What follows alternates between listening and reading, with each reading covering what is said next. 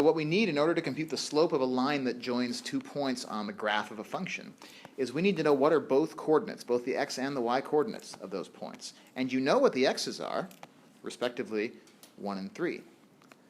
But we don't know, at least not offhand, what are the y coordinates. So how do we find them? That's right. So you have a formula that describes your function here. And so you'll just plug in the x values 1 and 3 into that formula to find the y's. Right? Then you'll have, so in our example, x, g of x.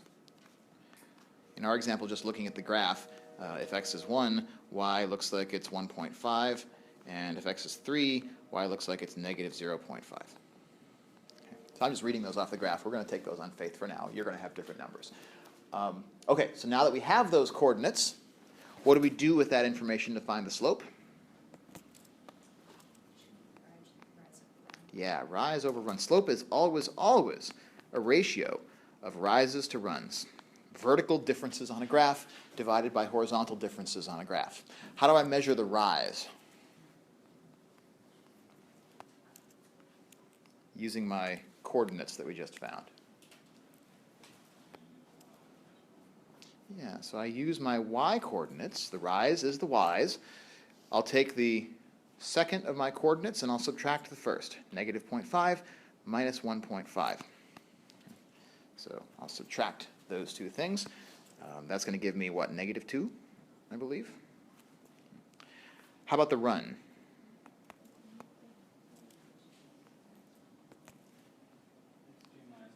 x2 minus x1. Ditto for the x's. We're going to subtract the x-coordinate of the second point minus the x-coordinate of the first point.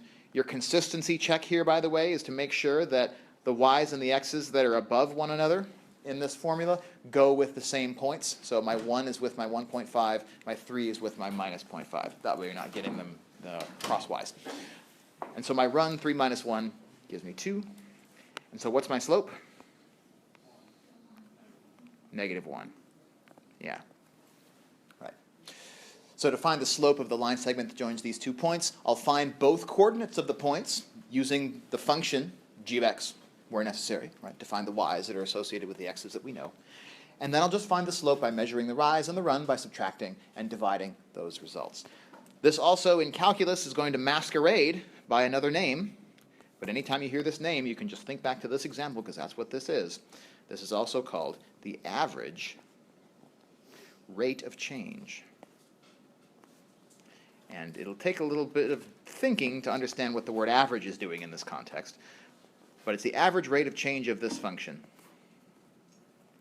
from x equals 1 to x equals 3. But, and the crucial part here is that when you hear the word rate of change, you should always think about the word slope.